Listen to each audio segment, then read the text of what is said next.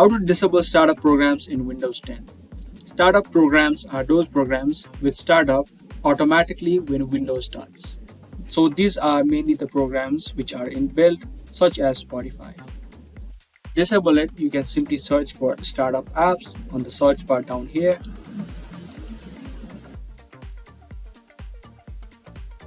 And click on this one. Now here it will show you all the apps that are installed on your Windows. Now to disable the startup program, you simply need to toggle this off. You can do the same for any of the programs that you want to disable the startup of. Now the next time you start up Windows, those programs will not start up automatically. So if you guys like this video and this video helped you out, make sure to let us know by giving this video a thumbs up and also subscribe to our channel. That's going to be all for today's video, and I'll be back with more. Thank you for watching.